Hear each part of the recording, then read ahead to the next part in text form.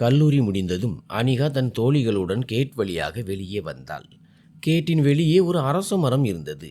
அதன் அடியில் அவளது சைக்கிள் நின்றிருந்தது. அவள் சைக்கிள் அருகே சென்று தன் பையை சைக்கிள் கூடையில் வைத்தாள். பூட்டை திறந்து சைக்கிளை வெளியே எடுக்க முயன்றாள்.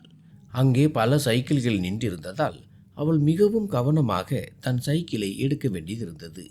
சைக்கிளை எடுத்துக்கொண்டு வெளியே வந்தபோது அவளது தோழி பிரியா தன் சைக்கிளுடன் அவள் அருகே வந்து நின்றாள்.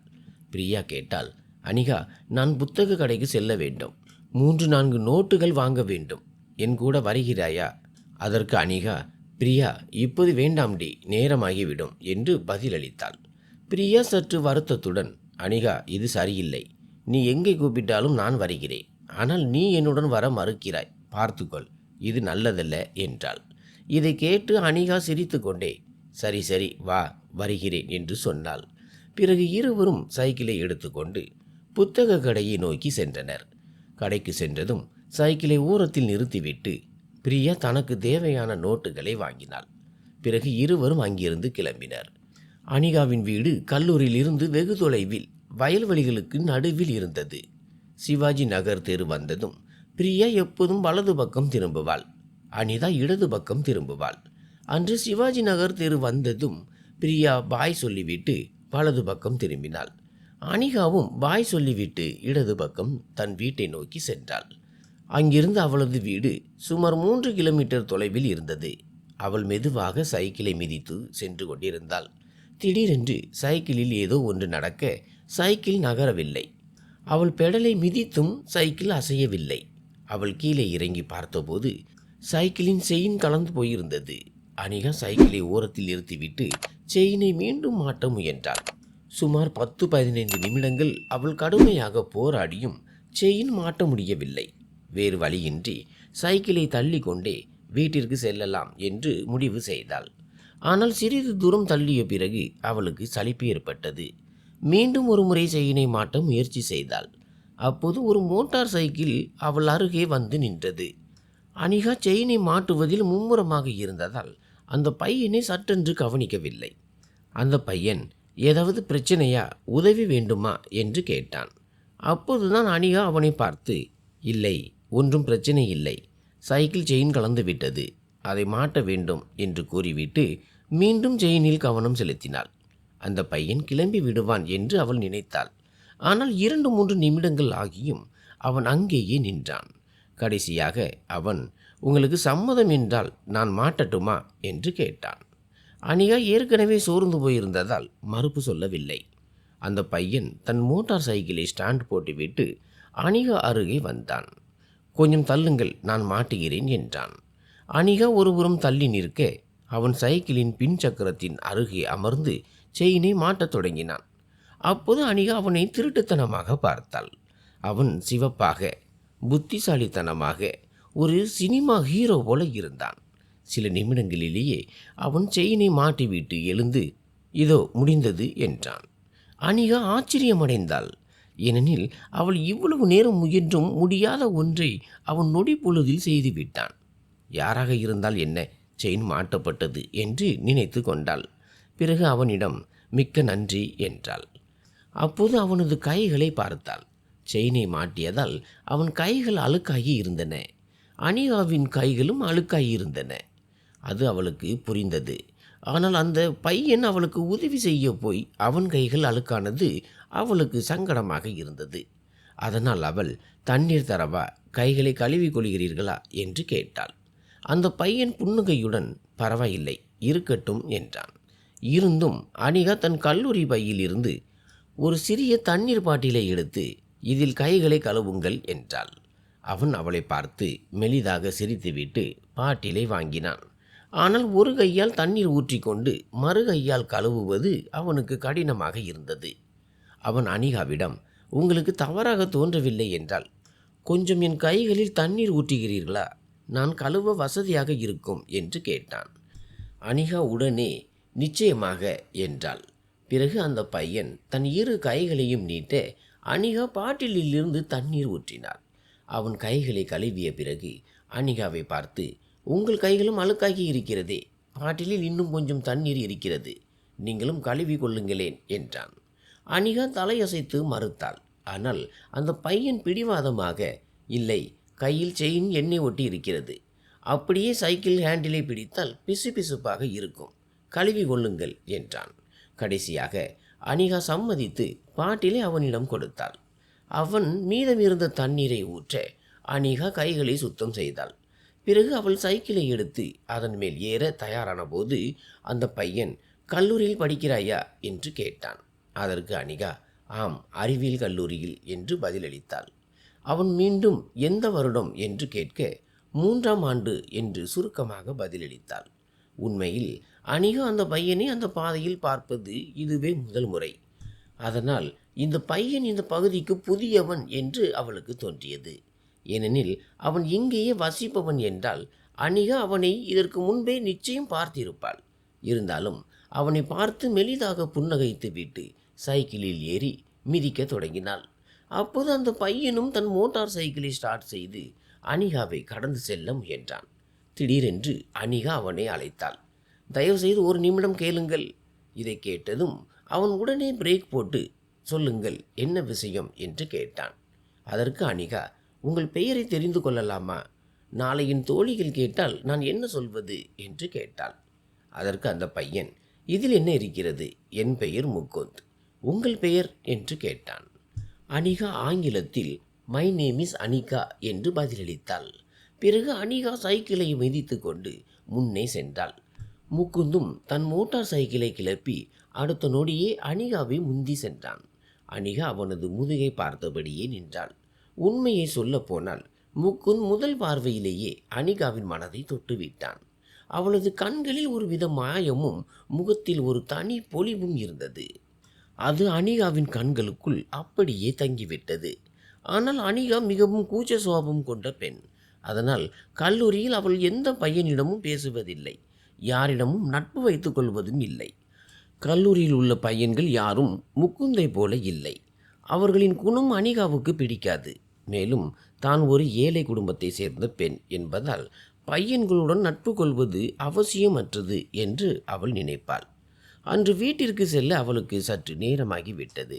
வீட்டிற்கு வந்ததும் சைக்கிளை வராண்டாவில் நிறுத்திவிட்டு பையிலிருந்து சாவியை எடுத்து கதவை திறந்தாள். ஃபேனை ஓடவிட்டு சிறிது நேரம் குளிர்ந்த காற்றில் அமர்ந்தாள். அப்போது அவளது அம்மா, அப்பா இருவரும் வயல் வேலைக்கு சென்றிருந்தனர். சோள பயிர்களை அவர்கள் விதைத்திருந்ததால் பெற்றோர் இருவரும் வயலிலேயே இருந்தனர். அனிகாவுக்கு பசி உயிர் போனது. எனவே அவள் முதலில் வயிறார சாப்பிட்டாள்.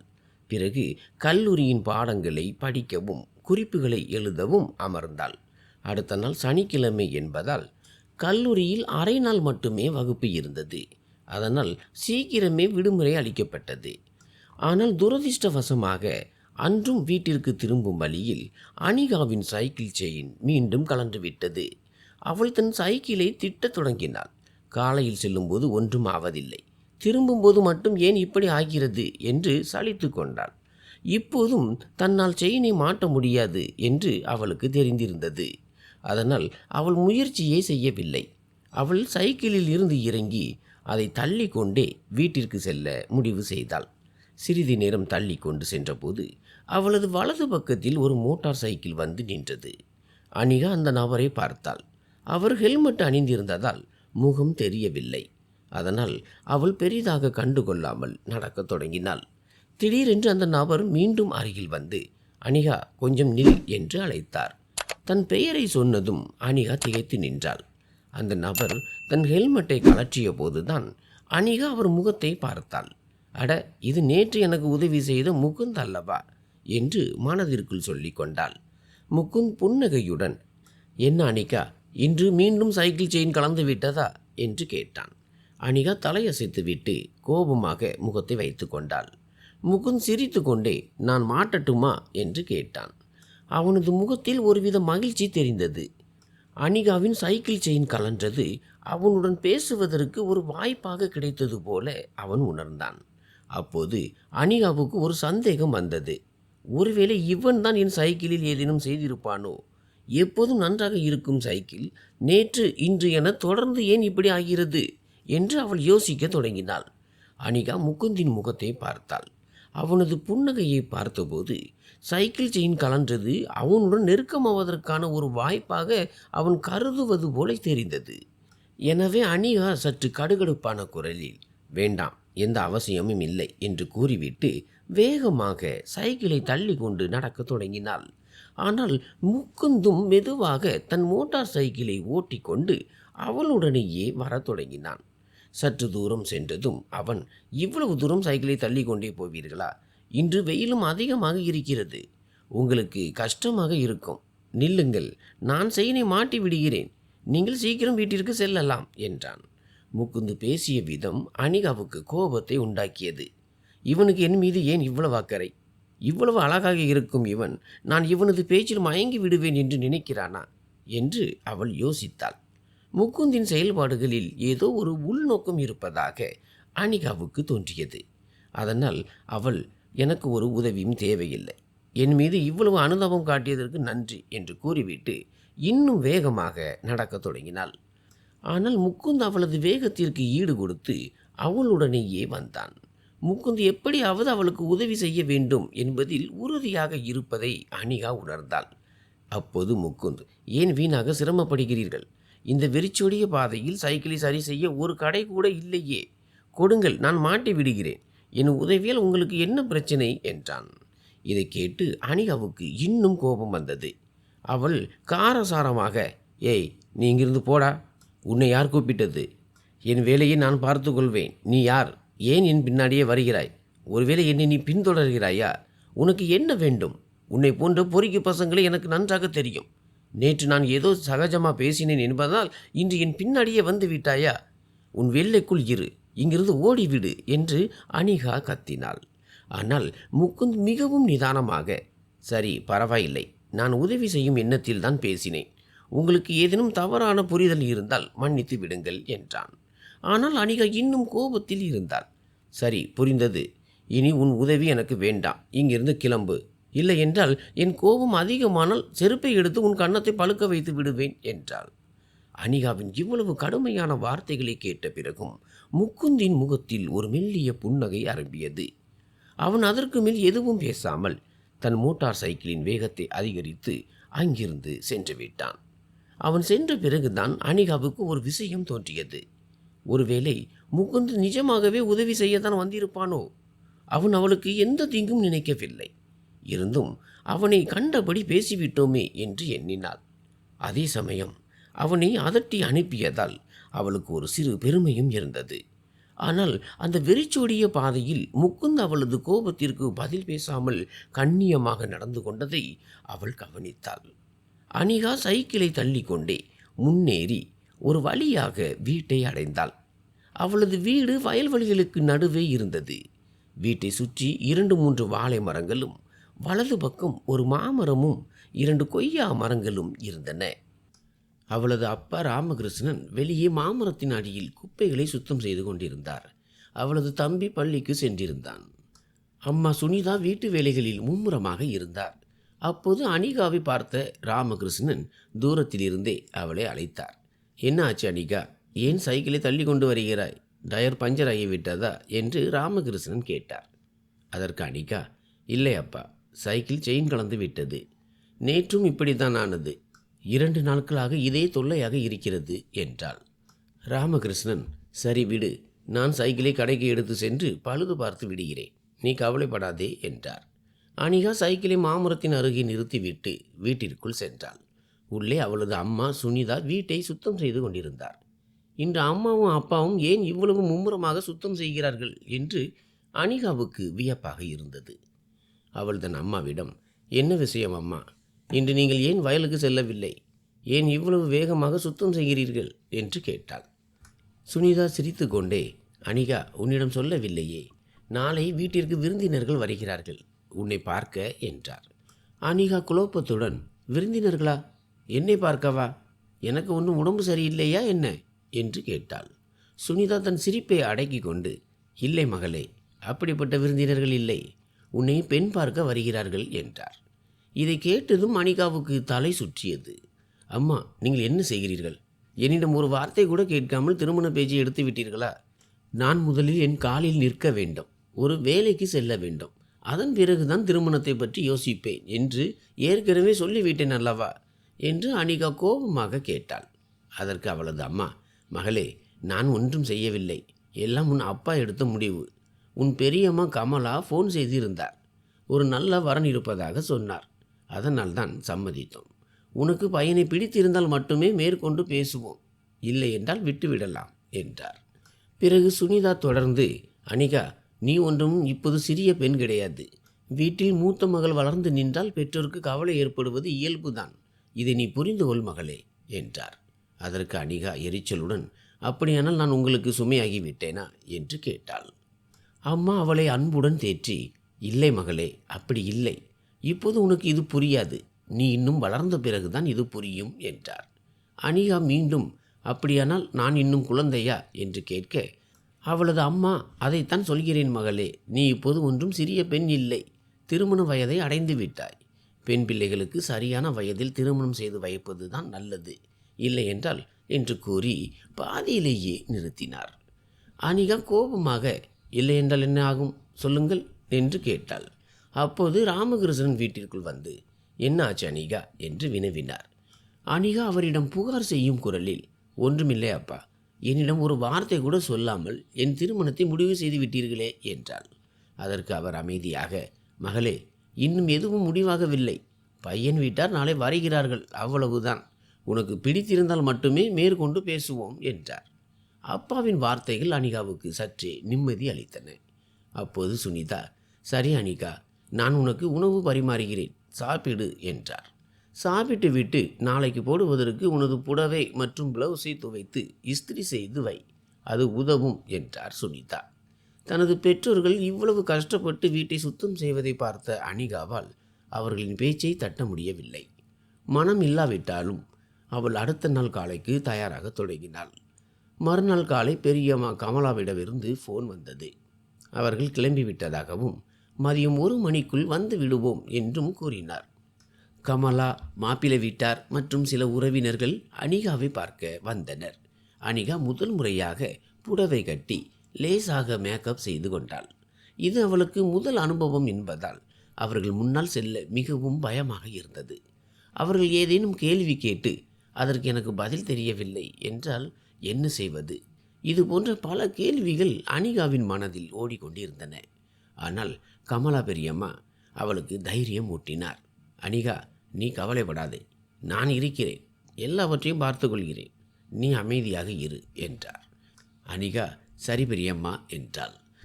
பிறகு சிற்றுண்டி மற்றும் டீ வழங்க ஏற்பாடு செய்யப்பட்டது.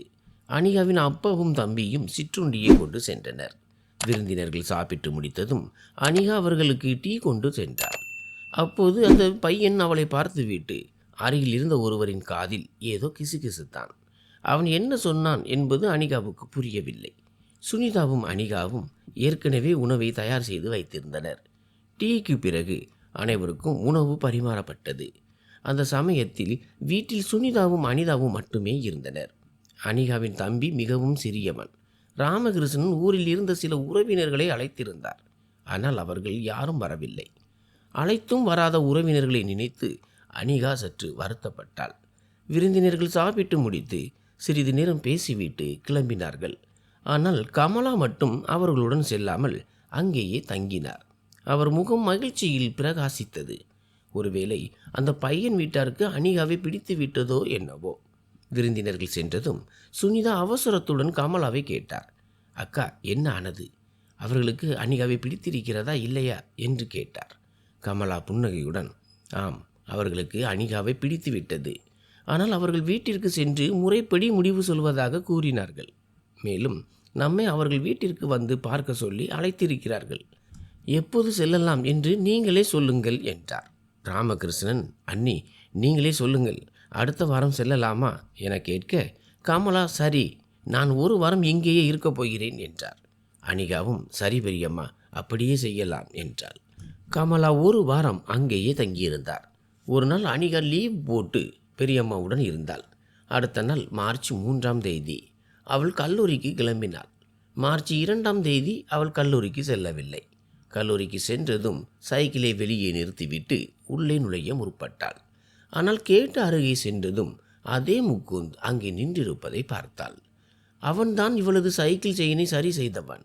அவன் அனிகாவையே பார்த்து கொண்டிருந்தான். அவனை அங்கே கண்டதும் அனிகா அதிர்ச்சியடைந்தாள்.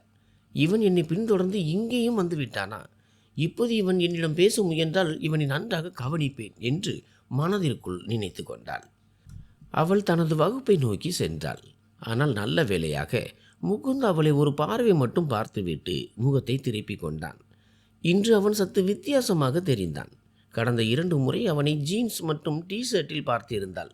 ஆனால் இன்று அவன் ஃபார்மல் உடையில் இருந்தான். சரி, இவன் யாராக இருந்தால் எனக்கென்ன என்று எண்ணியபடி அவனை பற்றிய சிந்தனையை உதறிவிட்டு வகுப்பிற்கு சென்றாள். அங்கே பிரியா ஏற்கனவே அமர்ந்திருந்தாள். அனிகா அவளிடம் எல்லாவற்றையும் சொல்ல நினைத்தாள். ஆனால் முதல் வகுப்பு உடனே தொடங்கிவிட்டதால் பேச முடியவில்லை. பிரியா அவளது நெருங்கிய தோழி. இருவரும் ஒரே பெஞ்சில் தான் அமர்வார்கள். முதல் வகுப்பு முடிந்ததும் அனிகா நடந்த அனைத்தையும் பிரியாவிடம் சொன்னாள். இதை கேட்ட பிரியா ஆச்சரியமடைந்தாலும் கிண்டலாக சொன்னாள், அடியே, திருமணத்திற்கு பிறகு உன் தோழியை மறந்து விடாதே. சரி, நேற்று உன்னை பெண் பார்க்க வந்தானே, அந்த பையனின் புகைப்படத்தை காட்டு. அதற்கு அனிகா படக்கென்று, என்னிடம் புகைப்படம் ஏது? நான் இவ்வளவு பெரிய விஷயத்தை சொல்கிறேன், நீ என்னவென்றால் ஃபோட்டோ கேட்கிறாய் என்றாள். பிரியா அவளது பேச்சு விளையாட்டாக எடுத்துக்கொண்டு சிரிக்க தொடங்கினாள். இருவரும் தொடர்ந்து பேசிக் கொண்டிருந்த போது அவளது பார்வை வகுப்பறையின் கதவை நோக்கி சென்றது. அங்கே அவள் சைக்கிள் செயினை சரி செய்து அதே முகுந்த் உள்ளே நுழைந்து கொண்டிருந்தான். இவன் என்னை பின்தொடர்ந்து வகுப்பு வரை வந்து விட்டானா என்று அனிகா எண்ணினாள். ஆனால் முகுந்த் உள்ளே நுழைந்ததும் வகுப்பில் இருந்த அனைத்து மாணவர்களும் எழுந்து நின்று குட் மார்னிங் சார் என்று கூறினார்கள். இதை கேட்ட அனிகா திகைத்து போனாள். அவளுக்கு ஒரு நிமிடம் எதுவுமே புரியவில்லை. எல்லா மாணவர்களும் எழுந்து நிற்க 3வது பெஞ்சில் அமர்ந்திருந்த அனிகா மட்டும் திகைப்பில் அமர்ந்திருந்தாள். அப்போது முகுந்தின் பார்வை அவள் மீதுதான் இருந்தது. அனிகா பதற்றம் அடைந்தாள். அவள் அவசரமாக எழுந்து நின்றாள். ஆனால் அதே சமயம் மற்ற மாணவர்கள் அனைவரும் அமர்ந்து விட்டனர். இப்போது அவள் மட்டும் தனியாக நின்று கொண்டிருந்தாள். பிரியா அவளது கையை பிடித்து மெதுவாக, அனிகா உட்கார், எல்லோரும் அமர்ந்து விட்டார்கள், நீ ஏன் தனியாக நிற்கிறாய் என்று கேட்டாள். அருகில் இருந்த சில தோழிகள் அவளை பார்த்து மெலிதாக சிரித்தனர். அனிகா குழப்பத்துடன் உடனே அமர்ந்தாள். அடுத்த 2 நிமிடங்கள் அவளுக்கு ஒன்றும் ஓடவில்லை. அவள் மெதுவாக பிரியாவிடம், யார் இவர் என்று கேட்டாள். பிரியா, இவர் ஆங்கில பேராசிரியர் முகுந்த் சார் என்று பதிலளித்தாள். அனிகா வியப்புடன், உனக்கு எப்படி தெரியும் என்று கேட்க பிரியா சொன்னாள், நீதான் நேற்று கல்லூரிக்கு வரவில்லையே, நேற்று வந்திருந்தால் உனக்கு தெரிந்திருக்கும். நேற்று தான் முகுந்த் சாரோட முதல் வகுப்பு. அவர் எவ்வளவு அழகாக பாடம் நடத்துகிறார் தெரியுமா என்றார். அப்போது முகுந்த் பேச தொடங்கினார். அனைவருக்கும் காலை வணக்கம். நேற்று பல மாணவர்கள் வரவில்லை, எனவே சிலரது அறிமுகம் மீதி இருக்கிறது. நேற்று வராதவர்கள் தங்கள் அறிமுகத்தை சொல்லுங்கள். வலது பக்க முதல் பெஞ்சில் இருந்து தொடங்கலாம். நேற்று வராத மாணவர்கள் ஒவ்வொருவராக எழுந்து அறிமுகம் கொடுத்தனர். மெல்ல அனிகாவின் முறை வந்தது. அவள் பதற்றத்துடன் எழுந்து தன் அறிமுகத்தை சொன்னாள். அவள் பேசிக் கொண்டிருந்த போது முகுந்தின் முகத்தில் ஒரு விசித்திரமான புன்னகை இருந்தது.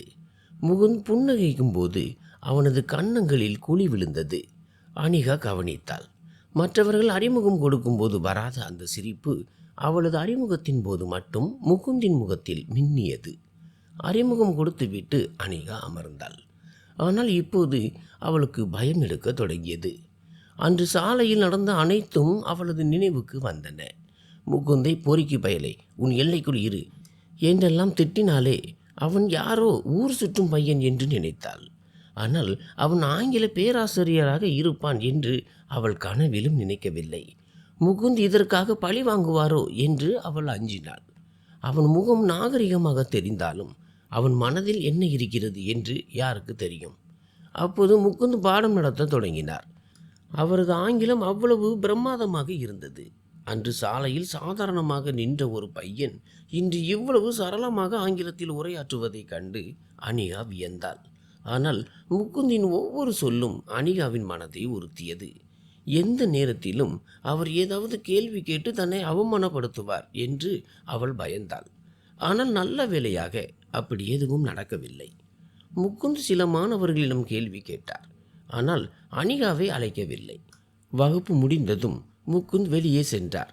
முகுந்த் சென்ற பிறகு அனிகா பிரியாவிடம், பிரியா, உன்னிடம் ஒரு விஷயம் சொல்ல வேண்டும் என்றாள். பிரியா சொல்லடி என்றாள். சைக்கிள் செயின் சரி செய்த கதையையும் தான் அவனை திட்டியதையும் பிரியாவிடம் சொல்ல அனிகா நினைத்தாள். ஆனால் பிறகு வேண்டாம், அப்புறம் சொல்லிக் கொள்ளலாம் என்று தள்ளி போட்டாள்.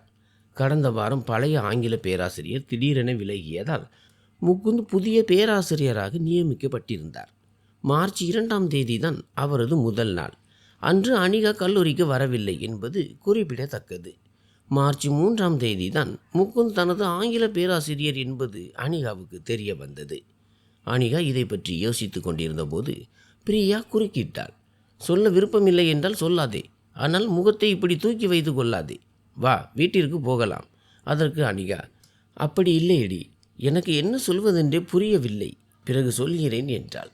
கல்லூரி முடிந்ததும் இருவரும் சைக்கிளை எடுத்துக்கொண்டு கிளம்பினர். அனிகாவின் அப்பா சைக்கிளை சரி செய்திருந்ததால் அன்று செயின் கலரவில்லை. அவள் சரியான நேரத்திற்கு வீட்டிற்கு சென்றாள். ஒரு வாரத்திற்கு பிறகு மாப்பிள்ளை வீட்டாரும் கமலா பெரியம்மாவை அழைத்து, எங்களுக்கு பெண்ணை பிடித்து விட்டது, இப்போது நீங்கள் எங்கள் வீட்டிற்கு வந்து பார்க்கலாம் என்று கூறினர். அனிகாவின் அம்மா சுனிதா, அப்பா ராமகிருஷ்ணன் மற்றும் கமலா ஆகியோர் மாப்பிள்ளையின் ஊருக்கு சென்று வீட்டை பார்த்து வந்தனர். அவர்களுக்கு பையனையும் அவனது வீட்டையும் மிகவும் பிடித்துவிட்டது. வீட்டிற்கு வந்ததும் சுனிதா அனிகாவிடம், சொல் அனிகா, இப்போது என்ன செய்யலாம், உனக்கு பையனை பிடித்திருக்கிறதா என்று கேட்டார். அதற்கு அனிகா, அம்மா, நான் அவனை சரியாக கூட பார்க்கவில்லையே என்றாள். சுனிதா, மகளே, பையன் நல்லவன், வசதியான குடும்பம், சொந்தமாக ஹார்ட்வேர் கடை வைத்திருக்கிறான் என்றார். இவ்வளவு நல்ல வரன் அடிக்கடி கிடைக்காது. நீ சம்மதம் சொல்லுவதுதான் நல்லது என்பது என் கருத்து என்று சுனிதா கூறினாள். அதற்கு அனிகா, அம்மா, இப்போதுதான் கல்லூரி நடந்து கொண்டிருக்கிறது, அதற்குள் திருமண பேச்சு எடுக்கிறீர்களே என்றாள். அப்போது அவளது அப்பா, அனிகா, நாம் இப்போது நிச்சயம் மட்டும் செய்து கொள்வோம், திருமணத்தை வேண்டுமானால் 7-8 மாதங்கள் கழித்து வைத்து கொள்ளலாம் என்றார். அனிகா யோசித்தாள். பையன் நல்லவன், குடும்பமும் வசதியானது, பிறகு ஏன் மறுக்க வேண்டும்? சற்று தயக்கத்திற்கு பிறகு அவள் சம்மதித்தாள். அடுத்த நாள் அனிகா கல்லூரிக்கு சென்றாள். ஆனால் அவள் மனம் குழப்பத்தில் இருந்தது. முகுந்திடம் மோசமாக பேசியது அவளுக்கு இன்னும் உறுத்தலாக இருந்தது. அவனிடம் மன்னிப்பு கேட்டுவிட்டால் எந்த தவறான புரிதலும் இருக்காது என்று நினைத்தாள். மேலும் வருட இறுதியில் பிராக்டிக்கல் மதிப்பெண்கள் போடும்போது அவன் தன் பழைய கோபத்தை காட்டிவிடுவானோ என்றும் பயந்தாள். ஒரு நாள் அனிகா நூலகத்திற்கு புத்தகம் எடுக்க சென்றாள். அப்போது முகுந்தும் அங்கே வந்தான். அவன் ஆங்கில பிரிவில் ஒரு புத்தகத்தை தேடிக்கொண்டிருந்தான். அனிகாவும் மெல்ல அந்த பக்கம் சென்றாள். முகுந்த் ஒரு புத்தகத்தை எடுத்து புரட்டிவிட்டு மீண்டும் அடுக்கில் வைத்தான். அப்போது அனிகா சற்று தொலைவில் நின்றிருந்ததால் முகுந்தின் கவனம் அவள் பக்கம் செல்லவில்லை. அனிகா தைரியத்தை வரவழைத்து கொண்டு 2 அடி முன்னால் சென்று சார் என்றாள். முகுந்த் வலது பக்கம் திரும்பி பார்த்து சற்று வியப்புடன், அட அனிகா, சொல், என்ன விஷயம், எந்த புத்தகம் வேண்டும் என்று கேட்டார். அனிகா தலையசைத்துவிட்டு, இல்லை சார், நான் வேறொரு விஷயம் பேச வேண்டும் என்றாள். முகுந்த், சரி சொல், என்ன விஷயம் என்று கேட்க அனிகா இன்னும் 4 அடி நெருங்கி சென்றாள். இப்போது அவர்களுக்கு இடையான இடைவெளி குறைந்தது. அவள் மெதுவான குரலில் சாரி சார் என்றாள். முகுந்த் ஆச்சரியத்துடன், எதற்காக சாரி என்று கேட்டார். சார், அன்று பாதையில் என் சைக்கிள் செயினை நீங்கள் சரி செய்தீர்கள் அல்லவா? அடுத்த நாளும் செயின் கலன்ற போது நீங்கள் உதவி செய்ய முன் வந்தீர்கள். ஆனால் நான் உங்களிடம் மிகவும் மோசமாக நடந்து கொண்டேன், தவறான வார்த்தைகளை பேசிவிட்டேன். அதற்காக நான் மன்னிப்பு கேட்கிறேன். முடிந்தால் என்னை மன்னித்து விடுங்கள் சார். சாரி சார் என்றாள்.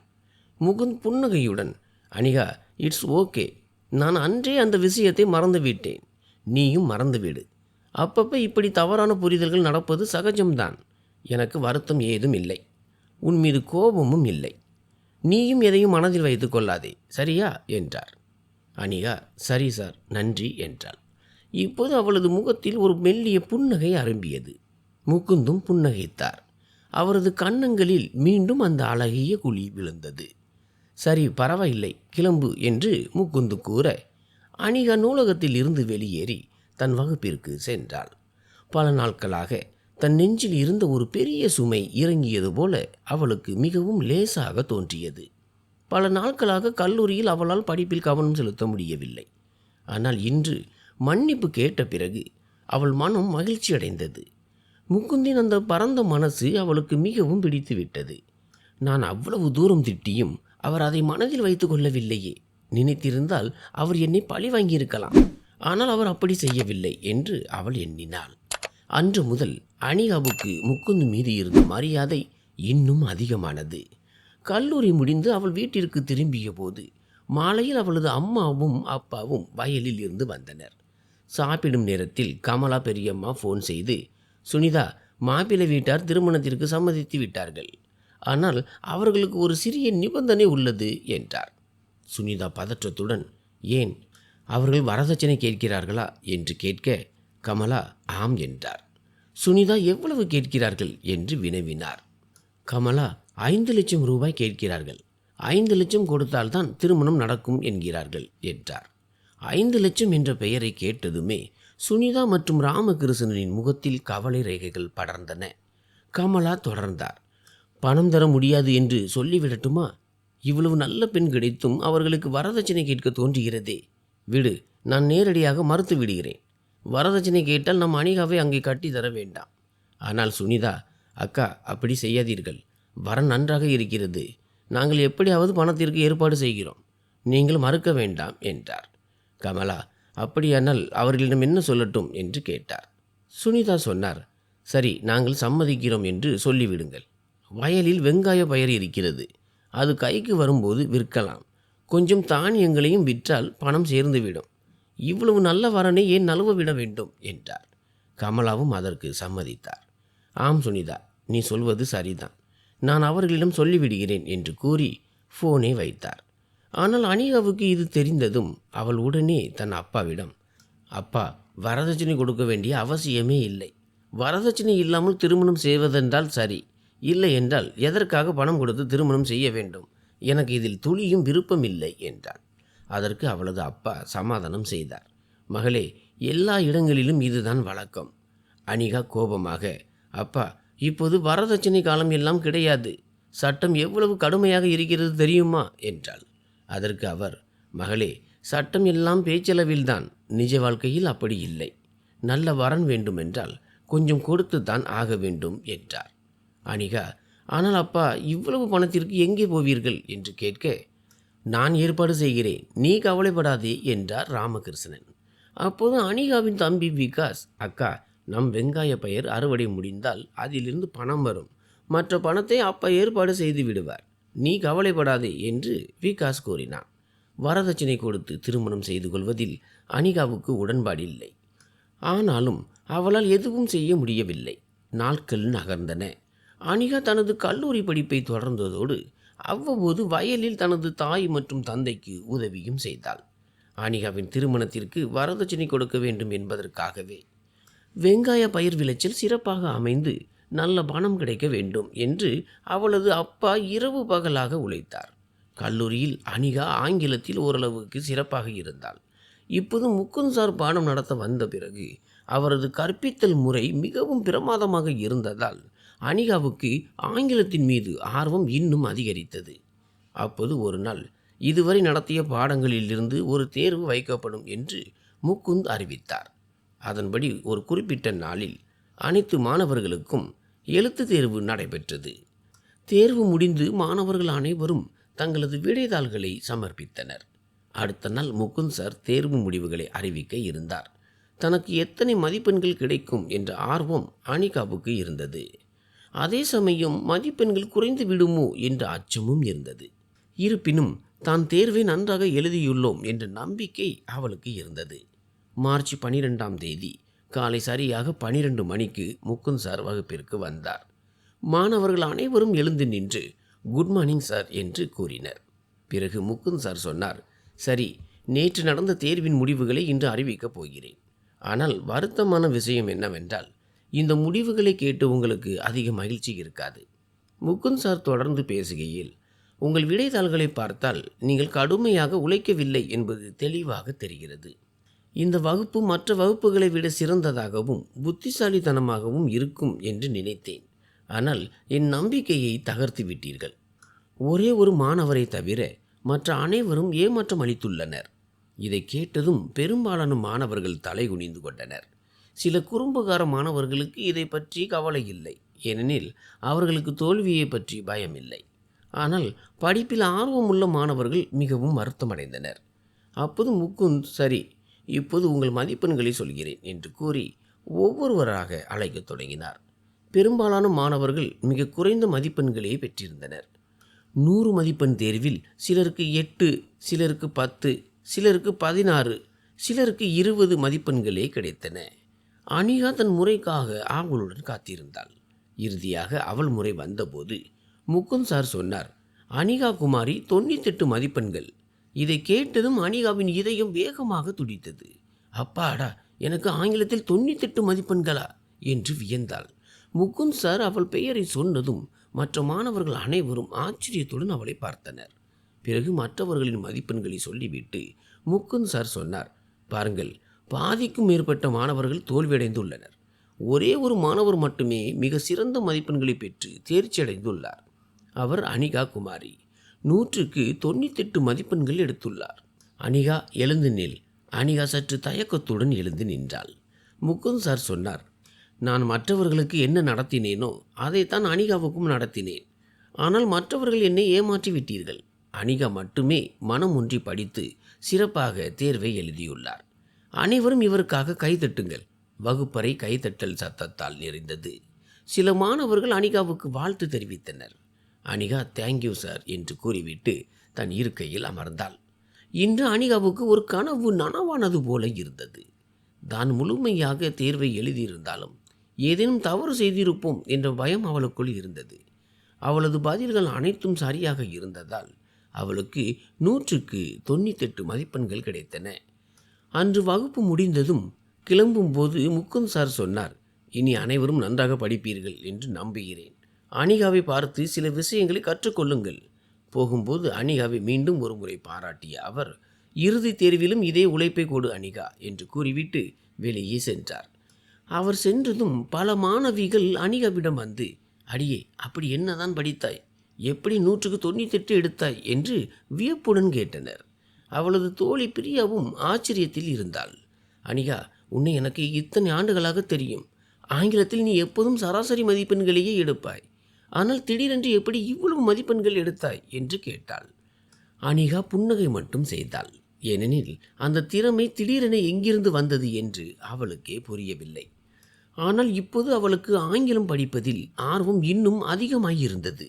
கல்லூரி முடிந்ததும் அனிகாவும் பிரியாவும் வெளியே சென்று கொண்டிருந்த போது எதிரே முகுந்த் சார் வந்தார். அவர்கள் ஒருவரை ஒருவர் கடக்கும்போது முகுந்த் சார் நின்று, அனிகா, உனக்கு ஆங்கிலத்தில் நல்ல ஆர்வம் இருக்கிறது. ஏதேனும் உதவி தேவைப்பட்டால் என்னிடம் கேள் என்றார். அனிகா, நிச்சயமாக சொல்கிறேன் சார், நன்றி என்றாள். அவர் சென்றதும் பிரியா அனிகாவை கிண்டல் செய்தாள். என்னடி நடக்கிறது இங்கே? முகுந்த் சார் உன் மீது அதிக அக்கறை காட்டுகிறார். நீயும் திடீரென ஆங்கிலத்தில் அதிக ஆர்வம் காட்டுகிறாய். சார் உனக்கு ஏதும் மந்திரம் போட்டு விட்டாரா? அனிகா சிரித்து கொண்டே, வீணாக எதையாவது கற்பனை செய்யாதே, அப்படி ஒன்றுமில்லை என்றாள். சில நாட்களுக்கு பிறகு அனிகாவும் பிரியாவும் கல்லூரியின் பூங்காவில் அமர்ந்திருந்தனர். அப்போது சில பொறுக்கி பசங்கள் அங்கே வந்து அனிகாவை கேலி செய்ய தொடங்கினர். அவர்களின் தலைவன் விக்கி சொன்னான், அட, இந்த ஐட்டம் நம் கண்ணில் படாமல் தப்பித்து விட்டதே. இவ்வளவு அழகான பெண் நம் கல்லூரியில் இருப்பது தெரியாமல் போய்விட்டதே. வா, கேண்டீனுக்கு போய் காஃபி குடிக்கலாம். அனிகா அவர்களை பார்த்தும் பார்க்காதது போல தலை குனிந்து அமர்ந்திருந்தாள். அவர்கள் போய்விடுவார்கள் என்று நினைத்தாள். ஆனால் அவர்கள் இன்னும் அருகில் வந்தனர். விக்கி பிரியாவிடம், வா பிரியா, உனக்கு குளிர்பானம் வாங்கி தருகிறேன் என்றான். ஆனால் அனிகா இம்முறை கோபத்துடன் சொன்னாள், எங்களை பின்தொடர்வதை நிறுத்துங்கள். நீங்கள் நினைப்பது போல நாங்கள் அப்படிப்பட்ட பெண்கள் கிடையாது, புரிகிறதா? பிரியா, வா, இங்கிருந்து போகலாம். அனிகாவும் பிரியாவும் அங்கிருந்து நகர முயன்ற போது அந்த பசங்கள் மீண்டும் அவர்கள் வழியை மறித்தனர். அந்த கும்பலின் தலைவன் விக்கி முன்னால் வந்து அனிகாவின் துப்பட்டாவின் ஓரத்தை பிடித்து, அனிகா, உன் துப்பட்டா மிகவும் அழகாக இருக்கிறது என்றான். அனிகா உடனே அவன் கையை தட்டிவிட்டு, எங்கள் வழியை விடு, எங்களை தொந்தரவு செய்யாதே என்று கத்தினாள். ஆனால் விக்கி அசையவில்லை. அப்போது பின்னால் இருந்து முகுந்த் சார் வருவதை கண்டனர். சில நொடிகள் அங்கே வந்து சேர்ந்த முகுந்த் சார் கோபத்துடன், என்ன வேடிக்கை காட்டிக் கொண்டிருக்கிறீர்கள்? எதற்காக இந்த பெண்களை தொந்தரவு செய்கிறீர்கள் என்று கேட்டார். அதற்கு விக்கி திமிராக, முகுந்த் சார், இங்கே நீங்கள் எங்களுக்கு ஆசிரியர் கிடையாது. உங்கள் நாடகத்தை வகுப்பறையில் வைத்துக் கொள்ளுங்கள். இப்போது இங்கிருந்து கிளம்புங்கள் என்றான். இதை கேட்டதும் முகுந்த் சாரால் கோபத்தை கட்டுப்படுத்த முடியவில்லை. கேலி செய்வதென்றால் பசங்களுடன் செய்யுங்கள், பெண்களை ஏன் படுத்திக் கொள்கிறீர்கள் என்றார். விக்கி ஆவேசமாக, எங்களுக்கு நடுவில் பேச நீ யார்? அனிகா உன் காதலியா? ஏன் இவ்வளவு அக்கறை காட்டுகிறாய்? போடா தள்ளி என்றான். விக்கி எல்லை மீறி பேசியதும் முகுந்த் சார் அவன் கன்னத்தில் பலாரென்று ஒரு அறை விட்டார். அந்த அறையை வாங்கியதும் விக்கி வெறி கொண்டு கத்தினான். உன்னை வைத்துக் கொள்கிறேன் முகுந்த், கல்லூரிக்கு வெளியே வா, உன்னை பார்த்து கொள்கிறேன். முகுந்த் சார் எதுவும் பேசவில்லை. மற்ற நண்பர்கள் விக்கியை பிடித்து இழுத்து சென்றனர். முகுந்த் சார் இவ்வளவு பலமாக அறைவார் என்று அனிகாவும் பிரியாவும் எதிர்பார்க்கவில்லை. இதற்கு கடுமையான விளைவுகள் ஏற்படலாம் என்று அனிகா பயந்தாள். ஏனெனில் அந்த பசங்கள் சேரி பகுதியை சேர்ந்தவர்கள். அவர்கள் முகுந்த் சாருக்கு பின்னால் தொல்லை கொடுக்கக்கூடும். இருப்பினும் முகுந்த் சார் எவ்வளவு துணிச்சலானவர் என்பது அன்று அனிகாவுக்கு தெரிந்தது. முகுந்த் சார் கம்பீரமான குரலில், அனிகா, பிரியா, நீங்கள் இருவரும் வகுப்பிற்கு செல்லுங்கள். இதுபோன்ற பசங்களிடம் வம்பு வைத்துக் கொள்ளாதீர்கள் என்றார். இருவரும் சரி சார், நன்றி என்று கூறிவிட்டு வகுப்பிற்கு சென்றனர். அன்று முதல் அனிகாவுக்கு முகுந்த் சார் மீது ஒருவித ஈர்ப்பு ஏற்பட்டது. அவரது ஆளுமையும் தைரியமும் அனிகாவின் மனதை கவர்ந்து விட்டது. இப்போது கல்லூரியில் அவளது கண்கள் எப்போதும் முகுந்த் சாரையே தேடிக்கொண்டிருந்தன. தூரத்திலிருந்து அவரை கண்டாலே அவளது இதயம் வேகமாக துடிக்கத் தொடங்கும். முகுந்த் சார் வகுப்பு எடுக்க வரும்போது அனிகா அவர் பேசும் ஒவ்வொரு வார்த்தையையும் கூர்ந்து கவனித்தாள்.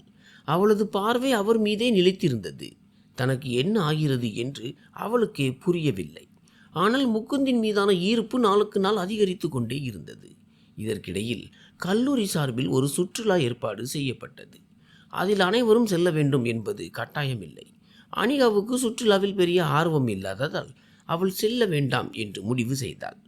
அந்த சுற்றுலா மார்ச் 15 புதன்கிழமை அன்று திட்டமிடப்பட்டிருந்தது. செவ்வாய்க்கிழமை மார்ச் 14 அன்று பிரியாவிடமிருந்து ஃபோன் வந்தது. அனிகா ஃபோனை எடுத்ததும், பிரியா, அடியே அனிகா, எங்கே இருக்கிறாய்? வீட்டில் தானே இருக்கிறாய் என்று கேட்டாள். அனிகா, ஆம், வீட்டில் தான் இருக்கிறேன், என்ன ஆச்சு என்றாள். அதற்கு பிரியா, முகுந்த் சார் ஃபோன் செய்திருந்தார், நீ ஏன் சுற்றுலாவிற்கு வரவில்லை என்று கேட்டார் என்றாள். அனிகா வியப்புடன், நீ அவரிடம் என்ன சொன்னாய் என்று கேட்க, எனக்கு தெரியாது என்று சொல்லிவிட்டேன். உன்னை அவரை தொடர்பு கொள்ள சொன்னார் என்றாள் பிரியா. அனிகா தயக்கத்துடன், ஆனால் என்னிடம் அவர் நம்பர் இல்லையே, நான் ஏன் அவருக்கு ஃபோன் செய்ய வேண்டும் என கேட்க, அவர் உன்னை தான் அழைக்க சொன்னார், இதோ அவர் நம்பரை உனக்கு அனுப்புகிறேன் என்று பிரியா கூறினாள். சரிடி வை என்று கூறிவிட்டு அனிகா ஃபோனை வைத்தாள். பிரியா உடனே முகுந்த் சாரோட நம்பரை அனிகாவுக்கு அனுப்பினாள். இப்போது அவருக்கு ஃபோன் செய்யலாமா வேண்டாமா என்று அனிகா குழப்பத்தில் இருந்தாள். ஆனால் இறுதியில் அவளது மனம் கேட்கவில்லை. அவள் முகுந்துக்கு ஃபோன் செய்தாள். முகுந்த் சார் ஃபோனை எடுத்து ஹலோ என்றார். அனிகாவும் ஹலோ சார் என்றாள். உடனே முகுந்த் சார் கேட்டார், அனிகா, என்ன ஆச்சு? நாளை நீ ஏன் சுற்றுலாவிற்கு வரவில்லை? பட்டியலில் உன் பெயர் இல்லையே, ஏதேனும் பிரச்சனையா என்றார். அனிகா, இல்லை சார், சும்மா தான், எனக்கு இது போன்ற பயணங்களில் பெரிய விருப்பமில்லை என்றாள். அதற்கு முகுந்த் சார் உற்சாகமாக, அனிகா, சுற்றுலாவில் மிகவும் வேடிக்கையாக இருக்கும், உனக்கு ஒரு புதிய அனுபவத்தை தரும், அதனால் நீ நிச்சயம் வர வேண்டும் என்பது என் விருப்பம் என்றார். முகுந்த் காட்டிய அந்த அக்கறையையும் உற்சாகத்தையும் பார்த்த பிறகு அனிகாவால் மறுக்க முடியவில்லை. சரி சார், நான் வருகிறேன், நன்றி என்றாள். ஃபோனை வைத்த பிறகு அனிகாவின் மனதில் வண்ணத்து பூச்சிகள் பறப்பது போல இருந்தது. முகுந்தும் தன்னை விரும்புகிறாரோ என்று அவளுக்கு தோன்றியது. விரும்பாமலே முகுந்த் அவளது இதயத்தில் ஒரு தனி இடத்தை பிடித்து விட்டார். அவரது முகம் மீண்டும் மீண்டும் அவளது கண்களுக்குள் வந்து சென்றது. அடுத்த நாள் புதன்கிழமை சுற்றுலா தொடங்கியது. முதலில் வள்ளுவர் கோட்டையை பார்ப்பது, பிறகு கன்னியாகுமரி கல்லூரியில் ஒரு சிறிய கருத்தரங்கில் கலந்து கொள்வது, பின்னர் மாலையில் திரும்புவது என திட்டம் வகுக்கப்பட்டிருந்தது. திட்டமிட்டபடி கோட்டையை பார்த்துவிட்டு கன்னியாகுமரி கல்லூரிக்கு சென்றனர். அங்கே கருத்தரங்கு முடிந்தது. அதன் பிறகு அனைவரும் பேருந்தில் ஏறினர். அப்போது மாலை 6 மணி ஆகிவிட்டது. பேருந்தும் கிளம்ப தயாரானது. ஆனால் முகுந்த் சார் பேருந்தில் இல்லாததை அனிகா கவனித்தாள். அவள் பிரியாவிடம், பிரியா, முகுந்த் சார் எங்கே என்று கேட்டாள். பிரியா, அவர் பின்தங்கிவிட்டார், அநேகமாக பிறகு வருவார் என்று நினைக்கிறேன் என்றாள். இதை கேட்டதும் அனிகாவுக்கு பதற்றம் ஏற்பட்டது. முகுந்த் சார் வற்புறுத்தியதால் தான் அனிகா இந்த சுற்றுலாவிற்கே வந்தாள். ஆனால் இப்போது அவரே வராமல் தங்கிவிட்டார். அனிகாவுக்கு அவரை ஒரு முறை பார்க்க வேண்டும் என்று தோன்றியது. ஆனால் ஏன் என்று அவளுக்கே புரியவில்லை. அவளது இதய துடிப்பு அதிகரித்தது. அவளது மனம் மீண்டும் மீண்டும் முகுந்த் சாரையே தேடியது. அவர் ஏன் பின்தங்கிவிட்டார் என்பது அவளுக்கு மர்மமாக இருந்தது. அப்போது அவளுக்கு ஒரு விஷயம் நினைவுக்கு வந்தது. கருத்தரங்கின் போது புடவை அணிந்த ஒரு பெண் முக்குந்த் சாரோட கையை பிடித்து வரவேற்றார். அந்த நேரத்தில் முக்குந்தின் கண்களில் தெரிந்த ஒரு விசித்திரமான உணர்வு இப்போது அனிகாவுக்கு சந்தேகத்தை ஏற்படுத்தியது. அவளது மனதில் பயமும் குழப்பமும் அதிகரித்தன. அவள் உடனே பேருந்தில் இருந்து இறங்கி வேகமாக கல்லூரிக்குள் ஓடினாள். கருத்தரங்கு நடந்த அதே ஹாலுக்கு சென்று அங்கிருந்தவர்களிடம் முக்குந்த் சார் எங்கே என்று கேட்டாள். ஒருவர் அவர் கெஸ்ட் ரூமில் இருப்பதாக கூறினார். இதை கேட்டதும் அனிகா அந்த அறையை நோக்கி ஓடினாள். அவள் கதவை தட்டியதும் கதவு திறக்கப்பட்டது. அங்கே முக்குந்த் சாரோட கையை பிடித்த அதே புடவை அணிந்த பெண் நின்று கொண்டிருந்தார். அந்த பெண்ணை கண்டதும் அனிகா அதிர்ச்சியடைந்தாள். அவள் தயக்கத்துடன் முக்குந்த் சார் எங்கே என்று கேட்க, அந்த பெண் அவர் குளியலறையில் இருக்கிறார் என்று பதிலளித்தார். அனிகா எதையும் யோசிக்காமல் நேராக அந்த அறைக்குள் நுழைந்தாள். அந்த விருந்தினர் அறை மிகவும் அழகாக இருந்தது. அந்த பெண் அநேகமாக அந்த கல்லூரியின் பேராசிரியராக இருக்கலாம். ஆனால் அனிகாவின் மனதில் பல கேள்விகள் எழுந்தன. முகுந்த் சாருக்கும் இந்த பெண்ணுக்கும் ஏதேனும் தொடர்பு இருக்குமோ? இவர்களுக்குள் ஏதோ நடக்கிறதோ? அடுத்த நொடியே அவள் தன்னை தானே சமாதானம் செய்து கொண்டாள். இல்லை, முகுந்த் சார் அப்படிப்பட்டவர் இல்லை. ஆனால் மனம் கேட்கவில்லை. ஏதோ ஒன்று இருக்கிறது. இல்லை என்றால் ஒரு பெண் ஒரு ஆணுடன் மூடிய அறைக்குள் ஏன் தனியாக இருக்கப் போகிறாள் என்று அவள் உள்ளுணர்வு எச்சரித்தது. அனிகாவுக்கு என்ன செய்வதென்றே புரியவில்லை. அந்த பெண்ணிடம் உங்களுக்கும் முகுந்த் சாருக்கும் என்ன உறவு என்று கேட்க துடித்தாள். ஆனால் கேட்கவில்லை. முகுந்தின் வருகைக்காக காத்திருந்தாள். சிறிது நேரம் கழித்து முகுந்த் சார் குளியலறையில் இருந்து வெளியே வந்தார். அவர் துண்டால் கைகளை துடைத்துவிட்டு அதை ஓரமாக வைத்தார். அப்போது அனிகா திடீரென சோபாவில் இருந்து எழுந்து முகுந்த் சாரை நோக்கி ஓடி சென்று அவரை கட்டியணைத்து கொண்டாள். முகுந்த் சாருக்கு ஒன்றுமே புரியவில்லை. அனிகா அவரை அணைத்தபடி நின்றாள். அவள் கண்களில் கண்ணீர் வழிந்தது. சிறிது நேரம் கழித்து முகுந்த் மெதுவாக அவளை விடுவித்தார். அனிகா, என்ன ஆனது என்று கேட்டார். அனிகா மீண்டும் அவர் மார்பில் சாய்ந்து தேம்பி தேம்பி அழத் தொடங்கினாள். ஐ லவ் யூ என்று சொல்லி தன் காதலை இப்போதே வெளிப்படுத்த வேண்டும் என்று அவளுக்கு தோன்றியது. ஆனால் அந்த பெண் யார்? அவருக்கும் முகுந்துக்கும் என்ன உறவு என்ற கேள்விகள் அவளை தடுத்தன. எனவே அவள் முதலில், சார், நான் பேருந்தில் உங்களுக்காக காத்திருந்தேன், நீங்கள் ஏன் வரவில்லை என்று கேட்டாள். அதற்கு முகுந்த் சார், அனிகா, எனக்கு இங்கே கொஞ்சம் வேலை இருந்தது, அதனால்தான் நான் பிறகு வரலாம் என்று இருந்தேன் என்றார். அனிகா, ஆனால் சார், நீங்கள் ஏன் என்னிடம் சொல்லவில்லை என்று கேட்க முகுந்த் சிரித்து கொண்டே, நீ என்னிடம் கேட்கவே இல்லையே. சரி, சாரி அனிகா என்றார். அனிகா மெல்ல அவரை விட்டு விலகி சாரி சார் என்றாள். அப்போது முகுந்த் சார், சரி அனிகா, என் வேலை முடிந்தது, கிளம்பலாம் வா என்றார். அனிகா சரி சார் என்று சொல்ல முகுந்த் அந்த பெண்ணை பார்த்துவிட்டு அனிகாவிடம் சொன்னார், அனிகா, இவர் என் அண்ணி நிர்மலா. இதை கேட்டதும் அனிதாவுக்கு உயிர் திரும்பி வந்தது போல இருந்தது. ஏனெனில் அவள் மனதில் பல வேண்டாத எண்ணங்களை வளர்த்து வைத்திருந்தாள். முகுந்துக்கும் இந்த பெண்ணுக்கும் ஏதோ நெருக்கமான உறவு இருக்குமோ, ஒருவேளை இவர் அவர் மனைவியோ அல்லது காதலியோ என்று அஞ்சினாள். ஆனால் அவரோ அண்ணி. இதை கேட்டதும் அனிகா அடைந்த மகிழ்ச்சிக்கு எல்லையே இல்லை. அவள் முகம் மலர்ந்தது. தன் உணர்ச்சிகளை மறைக்க முயன்றாலும் அவளது கண்கள் அந்த சந்தோஷத்தை அப்பட்டமாக காட்டி கொடுத்தன. முகுந்த் சாரும் நிர்மலாவும் அதை கவனித்தனர். பிறகு முகுந்த் தன் அண்ணியை பார்த்து, சரி அண்ணி, நான் கிளம்புகிறேன் என்று கூறி அவர் காலில் விழுந்து ஆசி பெற்றார். அனிகா தூரத்தில் இருந்தே அவருக்கு வணக்கம் சொன்னாள். பிறகு இருவரும் அங்கிருந்து கிளம்ப தொடங்கினர். அப்போது முகுந்தின் அண்ணி நிர்மலா அனிகாவின் அருகே வந்து அவளது தலையை அன்போடு கோதிவிட்டு, நீ அனிகாதானே என்று கேட்டார். அனிகா ஆமாம் அக்கா என்றாள். நிர்மலா அவளது கன்னத்தை தடவி கொடுத்து, அனிகா, எப்போதும் இப்படியே மகிழ்ச்சியாக இரு என்றார். அனிகா மெலிதாக புன்னகைத்தாள். பிறகு முகுந்தும் அனிகாவும் அங்கிருந்து வெளியேறி பேருந்திற்கு சென்றனர். பேருந்து கிளம்பியது. நள்ளிரவு 12 மணிக்கு அனிகா தன் வீட்டை அடைந்தாள். அன்று நடந்தவை அனைத்தும் அனிகாவுக்கு ஒரு கனவு போலவே இருந்தது. முகுந்த் மீது தனக்கு எப்போது எப்படி காதல் வந்தது என்று அவளுக்கே புரியவில்லை. ஆனால் அவரை அவளுக்கு பிடிக்கும் என்பது இப்போது உறுதியாகிவிட்டது. அதன் பிறகு கல்லூரிக்கு செல்வதே அனிகாவுக்கு ஒரு தனி சுகமாக இருந்தது. அவளது இதயத்தில் ஒரு புதிய உணர்வு ஊற்றெடுத்தது. முகுந்த் தூரத்தில் தெரிந்தாலே அவளது வயிற்றில் வண்ணத்து பூச்சிகள் பறக்கத் தொடங்கின. ஒரு நாள் அனிகா நூலகத்தில் இருந்து ஒரு புத்தகத்தை எடுக்க சென்றாள். அங்கே இருந்த மேடம், உனக்கு வேண்டிய புத்தகத்தை நீயே தேடி எடுத்துக்கொள் என்று கூறினார். அனிகா நேராக ஆங்கில பிரிவிற்கு சென்றாள். அங்கே பெரிய அலமாரிகளில் இருபுறமும் புத்தகங்கள் அடுக்கப்பட்டு இருந்தன. அவள் தனக்கு வேண்டிய புத்தகத்தை தேடினாள். அப்போது அவளது பார்வை இடது பக்கம் திரும்பியது. அங்கே முகுந்த் சார் நின்று கொண்டிருந்தார். அவரும் ஏதோ புத்தகத்தை தேடிக்கொண்டிருந்தார். அவரை பார்த்ததும் அனிகாவுக்கு சற்று பதற்றம் ஏற்பட்டது. தான் வேண்டுமென்றே அவரை பின்தொடர்ந்து வந்ததாக அவர் நினைப்பாரோ என்று அஞ்சினாள். ஆனால் முகுந்த் சார் அவளுக்கு முன்னரே அங்கு வந்திருந்தது அவளுக்கு தெரியாது. சிறிது நேரம் கழித்து முகுந்த் சார் அவள் அருகே வந்து, என்ன அனிகா, எந்த புத்தகம் வேண்டும் என்று கேட்டார். அனிகா, சார், நான் மாடர்ன் யூரோப்பியன் டிராமா புத்தகத்தை தேடுகிறேன் என்றாள். அதற்கு முகுந்த் சார், ஓ, எனக்கு தெரியும், இரு நான் பார்க்கிறேன் என்று கூறி ஒரு நொடியில் அலமாரியில் இருந்து அந்த புத்தகத்தை எடுத்து அனிகாவின் கையில் கொடுத்தார். பிறகு, அனிகா, நீ இதை முதல் முறையாக படிக்கிறாயா என்று கேட்டார். அனிகா, இல்லை சார், ஏற்கனவே எடுத்திருக்கிறேன். ஆனால் முழுமையாக படிக்க முடியவில்லை. இப்போது படித்து முடிக்க வேண்டும், அதனால்தான் மீண்டும் எடுக்கிறேன் என்றார். முகுந்த் புன்னகையுடன், நல்லது, நான் இந்த புத்தகத்தை முழுமையாக படித்திருக்கிறேன் என்றார். முகுந்த் சார் அவ்வளவு அருகில் நின்றிருந்ததால் அனிகாவின் இதயம் மிக வேகமாக துடித்தது. இருப்பினும் அவள் மனதில் ஒரு தனி மகிழ்ச்சி இருந்தது. அந்த தருணம் மிகவும் மென்மையானதாகவும் சிறப்பானதாகவும் இருந்தது.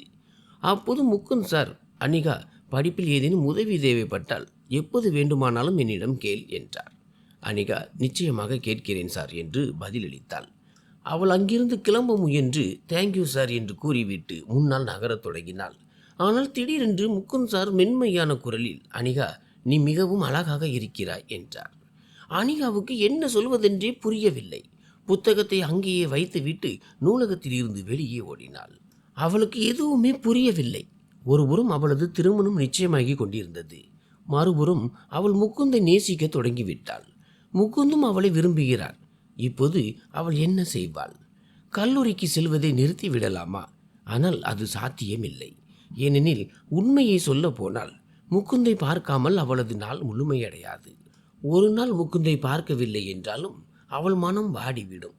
ஒரு நாள் அனைத்து மாணவர்களின் காம்போசிஷன் நோட்டுகளும் சரிபார்ப்பதற்காக முகுந்த் சாரிடம் சமர்ப்பிக்கப்பட்டன. அனிகாவும் தனது நோட்டை சமர்ப்பித்தாள். அடுத்த நாள் முகுந்த் சார் திருத்தப்பட்ட நோட்டுகளை திருப்பி தந்தார். அனிகா தனது நோட்டை பெற்றுக்கொண்டு பெஞ்சில் அமர்ந்து அதை திறந்தாள். அப்போது அவளது நோட்டுக்குள் ஒரு கடிதம் இருப்பதை கண்டாள். அதை பார்த்ததும் அவளது இதயம் மீண்டும் வேகமாக துடிக்க தொடங்கியது.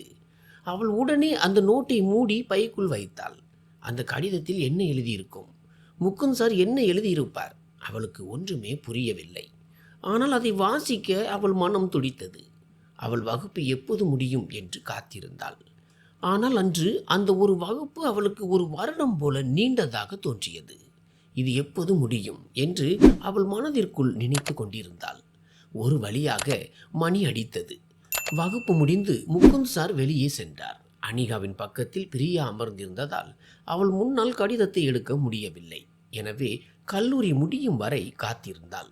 கல்லூரி முடிந்ததும் அவள் வீட்டிற்கு புறப்பட்டாள். வழியில் பிரியா தனது பாதையில் பிரிந்து சென்ற பிறகு அனிகா ஒரு மரத்தடியில் நின்று தன் பையை திறந்து காம்போசிஷன் நோட்டுக்குள் இருந்த அந்த கடிதத்தை எடுத்தாள். அவள் அந்த கடிதத்தை வாசிக்க தொடங்கினாள். அதில் எழுதப்பட்டிருந்தது, அன்புள்ள அனிகா, நீ என்னை சந்தித்த நாளிலிருந்து என் இதயத்தில் உனக்கென ஒரு தனி இடம் கிடைத்துவிட்டது.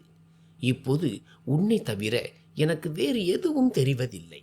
நீ அழகாக இருப்பது மட்டுமல்லாமல் மிகவும் புத்திசாலியாகவும் கள்ளமில்லாதவளாகவும் இருக்கிறாய். உன்னிடம் எப்போது காதல் வயப்பட்டேன் என்று எனக்கே தெரியவில்லை. இப்போது உன் கண்களில் என் முழு உலகமும் தெரிகிறது. அந்த கண்களில் இருக்கும் நம்பிக்கை என்னை உன் அருகே இழுக்கிறது. ஒவ்வொரு கணமும் உன்னுடன் கழிக்க வேண்டும் என்றும் உன் கையை பிடித்து வாழ்க்கை பயணம் முழுவதையும் உன்னோடு கடக்க வேண்டும் என்றும் தோன்றுகிறது. அன்பு அனிகா, நீ எனக்காக வருவாயா? உன் பதிலுக்காக நான் ஆவலுடன் காத்திருப்பேன். உனது முகுந்த். முகுந்த் சாரோட ஒவ்வொரு சொல்லையும் வாசிக்கும் போது அனிகாவின் இதயம் பலமாக துடித்தது. இந்த உலகமே அப்படியே நின்றுவிட்டது போல அவளுக்கு தோன்றியது. அவள் மனதில் ஆயிரக்கணக்கான எண்ணங்கள் அலைமோதினாலும் அவள் கண்களுக்கு முன்னால் முகுந்த் சாரோட வார்த்தைகள் மட்டுமே மிதந்தன. கடிதத்தை வாசிக்கும் போது அவளது நெற்றியில் வேர்வை துளிர்த்தது. நான் என்ன செய்து விட்டேன் என்று அவள் சிந்தித்தாள்.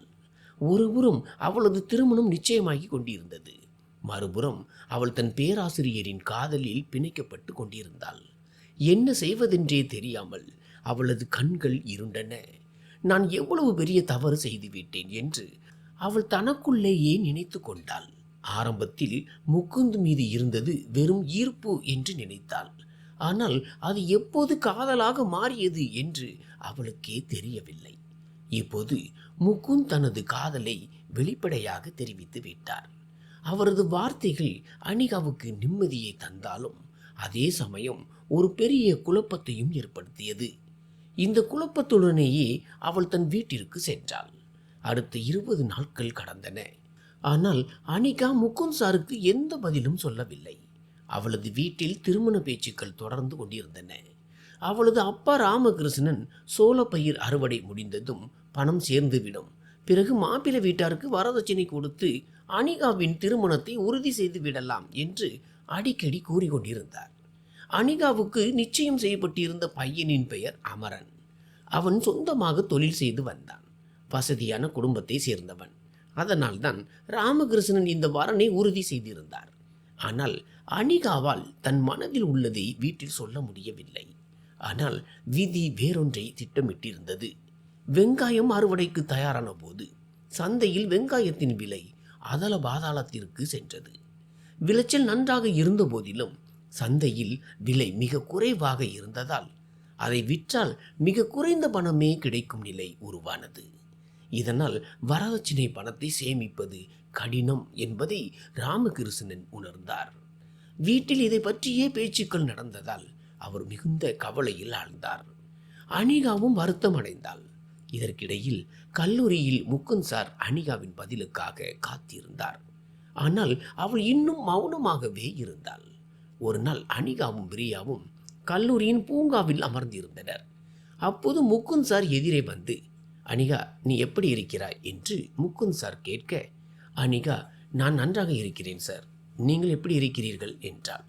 முகுந்த், நானும் நலம். ஆனால் அனிகா, நீ எனக்கு இன்னும் எந்த பதிலும் சொல்லவில்லையே என்றார். அனிகா உடனே எழுந்து நின்று, சாரி சார், என்னை மன்னித்து விடுங்கள் என்றாள். முகுந்த் சார் குழப்பத்துடன், என்ன ஆச்சு அனிகா, நான் ஏதேனும் தவறு செய்து விட்டேனா, ஏன் இப்படி பேசுகிறாய் என்று கேட்டார். அதற்கு அனிகா, சார், நான் உங்களிடம் இதை சொல்ல நினைத்தேன், ஆனால் எனக்கு துணிச்சல் வரவில்லை. சார், எனக்கு சில மாதங்களுக்கு முன்பே திருமணம் நிச்சயமாகி விட்டது. தயவு செய்து என் சூழ்நிலையை புரிந்து கொள்ளுங்கள் என்றாள். அவள் தன் பையில் இருந்து முகுந்த் சார் கொடுத்த கடிதத்தை எடுத்து அவரிடமே திருப்பி கொடுத்தாள். முகுந்த் சாரோட முகம் அப்படியே வாடி போனது. தன் பதிலால் அவர் எவ்வளவு வேதனை அடைவார் என்பதை அனிகாவும் உணர்ந்திருந்தாள். ஆனால் உண்மையை சொல்வது அவசியமாக இருந்தது. சார், என்னை மன்னித்து விடுங்கள். உங்கள் உணர்வுகளை என்னால் புரிந்து கொள்ள முடிகிறது. ஆனால் எனக்கு சில கடமைகள் உள்ளன. என் திருமணம் ஏற்கனவே முடிவாகிவிட்டது. அதனால் தயவு செய்து என் மீதான உங்கள் எண்ணங்களை மறந்து விடுங்கள். என்னால் உங்களுக்கு வருத்தம் ஏற்பட்டிருந்தால் மன்னிப்பு கேட்டுக்கொள்கிறேன். உங்களை நோகடிப்பது என் நோக்கம் அல்ல என்றாள் அனிகா. இவை அனைத்தையும் பிரியா பெரும் ஆச்சரியத்துடன் கேட்டுக்கொண்டிருந்தாள். அனிகாவுக்கும் முகுந்த் சாருக்கும் இடையே என்ன நடக்கிறது என்று அவளுக்கு புரியவில்லை. முகுந்த் சார் மிகுந்த சோகமடைந்த போதிலும் மனதை தேற்றிக் கொண்டு, பரவாயில்லை அனிகா, என்னால் புரிந்து கொள்ள முடிகிறது. ஆனால் எப்போதாவது ஏதேனும் சொல்ல வேண்டும் என்று தோன்றினால் தயக்கமின்றி என்னிடம் சொல். நான் உனக்காக எப்போதும் காத்திருப்பேன் என்றார். பிறகு அவர் ஆங்கிலத்தில் I will wait for you forever என்று கூறினார். அவர் சென்றதும் பிரியா அனிகாவிடம் கேள்வி கணைகளை தொடுக்கத் தொடங்கினாள். அனிகா பிரியாவிடம் எல்லா உண்மைகளையும் சொன்ன பிறகு வீட்டிற்கு சென்றாள். ஆனால் இப்போது அவளது மனம் எதிலும் லயிக்கவில்லை. கல்லூரிக்கு செல்லக்கூட அவளுக்கு துணிச்சல் வரவில்லை. அதனால் அவள் அடிக்கடி விடுமுறை எடுக்க தொடங்கினாள். இதை பார்த்து அவளது அம்மா சுனிதா, என்ன ஆச்சு அனிகா, ஏன் கல்லூரிக்கு செல்லவில்லை என்று கேட்கும் போதெல்லாம் அனிகா ஏதோ ஒரு காரணத்தை சொல்லி தட்டி கழித்தாள். அனிகா தொடர்ந்து விடுமுறை எடுப்பதை கவனித்த முகுந்த் ஒரு முறை அவளுக்கு ஃபோன் செய்தார். ஆனால் அனிகா அந்த அழைப்பை ஏற்கவில்லை. அவருக்கு திரும்பவும் ஃபோன் செய்யவில்லை. பிரியா அவ்வப்போது அனிகாவிற்கு ஃபோன் செய்து, முகுந்த் சார் உன்னை பற்றி விசாரித்தார், ஏன் கல்லூரிக்கு வரவில்லை என்று கேட்டார் என்று கூறுவாள். அதற்கு அனிகா, ஏதாவது ஒரு பொய்யை சொல்லிவிடு என்று கூறிவிடுவாள். ஏனெனில் முகுந்த் சாரை தன் மனதில் இருந்தும் இதயத்தில் இருந்தும் நீக்கிவிட வேண்டும் என்று அனிகா உறுதியாக முடிவெடுத்திருந்தாள். சில நேரங்களில் தன் அம்மா சுனிதாவிடம் எல்லாவற்றையும் சொல்லிவிடலாமா என்று அனிகா யோசிப்பாள். ஆனால் அது அவ்வளவு எளிதான காரியமல்ல. அவளுக்கு துணிச்சலும் வரவில்லை. அதனால் தன் மனதை கல்லாக்கி கொண்டு மௌனமாக இருந்தாள். இப்போது அவள் வாரத்திற்கு 2 நாட்கள் மட்டுமே கல்லூரிக்கு சென்றாள். மற்ற நாட்கள் விடுமுறை எடுத்தாள். அந்த 2 நாட்களிலும் முகுந்த் சாரிடம் பேசுவதை தவிர்த்ததோடு அவரது வகுப்பிற்கும் செல்லவில்லை. அனிகா முகுந்த் சார் பக்கம் பார்ப்பதையே நிறுத்திவிட்டாள். அவரது வகுப்பு நடக்கும் நேரத்தில் அவள் வேண்டுமென்றே கேண்டீனுக்கோ அல்லது நூலகத்திற்கோ சென்று விடுவாள். முகுந்த் சாரை மறக்க அவள் எவ்வளவோ முயற்சி செய்தாள். ஆனால் அவர் எந்த அளவுக்கு மறக்க நினைக்கிறாளோ அந்த அளவுக்கு அவரது நினைவுகள் அவளை வாட்டின. சில நேரங்களில் தூரத்தில் இருந்தோ அல்லது வழியில் கடந்து செல்லும் போதோ முகுந்த் சாரை பார்க்க நேரிடும். ஆனால் முகுந்த் சார் எப்போதும் தனது கண்ணியத்தை காப்பாற்றி கொண்டார். அவர் ஒருபோதும் அனிகாவிற்கு தொந்தரவு கொடுக்கவோ அல்லது தன் காதலை ஏற்க சொல்லி வற்புறுத்தவோ இல்லை. இருப்பினும் அனிகா எதேச்சையாக முகுந்த் சாரை சந்திக்கும் போதெல்லாம் அவரது கண்களில் அவர் எவ்வளவு வருத்தத்தில் இருக்கிறார் என்பதை அவளால் உணர முடிந்தது. இருப்பினும் முகுந்த் சார் மிகுந்த பொறுமையை கடைபிடித்தார். இதை பார்த்த அனிகா முகுந்த் சார் தனது மறுப்பை ஏற்றுக்கொண்டார் என்று நினைத்தாள். ஆனால் அவளால் தான் அவரை மறக்க முடியவில்லை. நாட்கள் நகர்ந்தன. இறுதி தேர்வுகள் தொடங்கின. முதல் தேர்வே ஆங்கிலம்தான். தேர்வு முடிந்த பிறகு அன்று முகுந்த் சார் அனிகாவை சந்தித்தார். அவர், அனிகா, எப்போதாவது ஏதேனும் சொல்ல வேண்டும் என்று தோன்றினால் சொல் என்றார். அனிகா சரி சார் என்றாள். முகுந்த் சார் தொடர்ந்தார். நான் உன் முடிவை மதிக்கிறேன். பரவாயில்லை, அதில் எனக்கு வருத்தம் இல்லை. நீ உன் வாழ்க்கையில் எப்போதும் மகிழ்ச்சியாக இருக்க வேண்டும் என்பது மட்டுமே என் ஆசை என்று கூறிவிட்டு முகுந்த் சார் நின்றார். அனிகா ஏதேனும் பதில் சொல்வாள் என்று அவர் எதிர்பார்த்திருக்கலாம். ஆனால் அனிகா எதுவும் பேசவில்லை. ஒரு மெல்லிய புன்னகையை மட்டும் சிந்திவிட்டு அங்கிருந்து சென்றாள். சில தேர்வுகள் முடிந்த நிலையில் முகுந்த் சார் கல்லூரியை விட்டு நின்று விட்டார் என்ற செய்தி காட்டு தீயாய் பரவியது. இதை கேட்ட அனிகாவின் இதயம் சுக்கு நூறாக உடைந்தது. அன்று அவள் தேம்பி தேம்பி அழுதாள். ஆனால் இப்போது என்ன செய்ய முடியும்? விதியை யாரால் மாற்ற முடியும்? அன்று முதல் முகுந்த் சாரை அனிகாவால் எங்குமே பார்க்க முடியவில்லை. பிரியா அவளிடம் அடிக்கடி சொன்னாள், அனிகா, முகுந்த் சார் உன்னை உண்மையாக நேசிக்கிறார். உன் மீதுள்ள காதலால் அவர் கண்களில் கண்ணீர் வருவதை நான் பார்த்திருக்கிறேன். அதனால் தான் சொல்கிறேன், இப்படி ஒரு வாய்ப்பு மீண்டும் கிடைக்காது. இப்போதே ஒரு முடிவெடு அனிகா, இல்லை என்றால் பிறகு வருத்தப்படுவாய். ஆனால் அனிகாவால் எதுவும் செய்ய முடியவில்லை. அதுவே அவளது தலைவிதி என்று அமைதியாகிவிட்டாள். இதற்கிடையில் அவர்கள் வயலில் விளைந்த வெங்காயமும் வீட்டில் சேமித்து வைத்திருந்த சோளமும் விற்பனைக்கு சென்றன. ஆனால் துரதிர்ஷ்டவசமாக வெங்காயத்தின் விலை மிக கடுமையாக வீழ்ச்சியடைந்தது. சந்தையில் வெங்காயம் மிக குறைந்த விலைக்கு விற்றதால் விவசாயிகள் போராட்டத்தில் ஈடுபட்டனர். ராமகிருஷ்ணனும் தனது வெங்காயத்தை விற்றார். ஆனால் பயிரிட ஆன செலவு கூட கிடைக்காத அளவுக்கு விலை குறைவாக இருந்தது.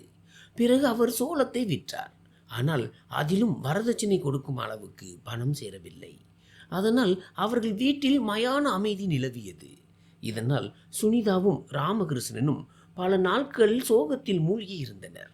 அப்போது ஒரு நாள் கமலா மீண்டும் போன் செய்தார். இப்போது என்ன செய்வது?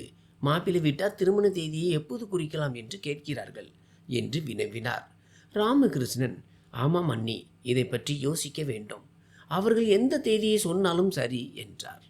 அன்று ராமகிருஷ்ணன் அமரனின் குடும்பத்தாருடன் பேசினார். பிறகு கமலா மீண்டும் போன் செய்து அவர்கள் திருமண தேதியை குறிக்க தயாராக இருக்கிறார்கள்.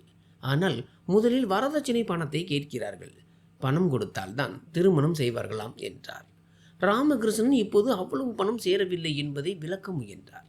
அண்ணி, திருமணத்திற்கு பிறகு வரதட்சணை பணத்தை கொடுத்து விடுகிறோம் என்று சொல்லுங்கள் என்றார். அதற்கு கமலா, இல்லை ராமகிருஷ்ணன், அவர்களுக்கு பணம் இப்போதே வேண்டும். அப்போதுதான் திருமணம் நடக்கும் என்று பிடிவாதமாக இருக்கிறார்கள். நீங்களே யோசித்து பார்த்து சொல்லுங்கள் என்று கூறி போனை வைத்தார். போனை வைத்ததும் ராமகிருஷ்ணன் தலையில் கை வைத்தபடி அமர்ந்து விட்டார். அவர் யாரிடமும் ஒரு வார்த்தை கூட பேசவில்லை. அவரது சாப்பாடும் தூக்கமும் குறைந்து போனது.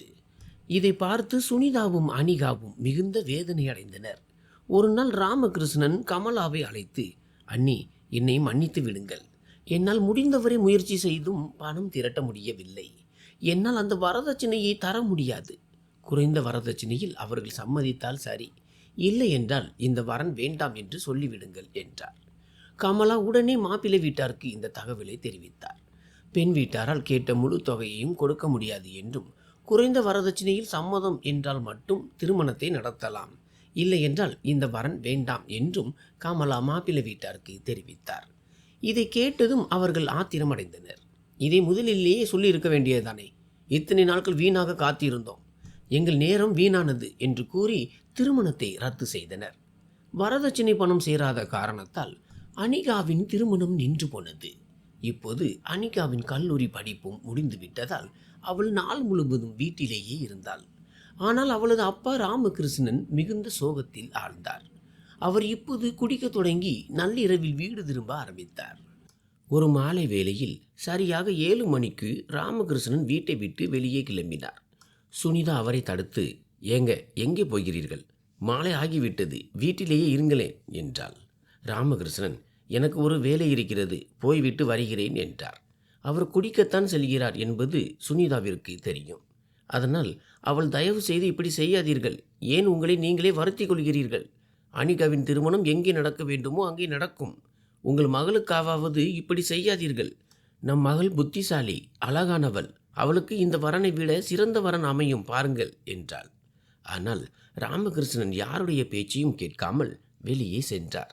ஆனால் சிறிது நேரத்திலேயே அவர் மீண்டும் வீட்டிற்கு திரும்பினார். நேராக அனிகாவிடம் சென்று அவளது தலையை அன்போடு வருடி, அனிகா மகளே, வருத்தப்படாதே, கவலைப்படாதே, உனக்கு இதைவிட சிறந்த ஒரு வரனை நான் தேடுவேன் என்றார். அனிகா அவரிடம், அப்பா, அப்படி என்றால் நீங்கள் ஏன் உங்களை இவ்வளவு கஷ்டப்படுத்திக் கொள்கிறீர்கள்? சமீப காலமாக நீங்கள் அதிகமாக குடிக்கிறீர்கள், இது எனக்கு பிடிக்கவில்லை என்றார்.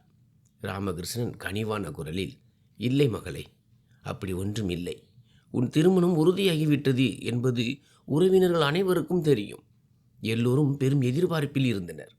ஆனால் திடீரென்று இந்த வரன் நின்றுவிட்டது. இனி என் செல்ல மகளை யார் திருமணம் செய்து கொள்வார்கள் என்று கூறி ராமகிருஷ்ணன் கண் கலங்கினார்.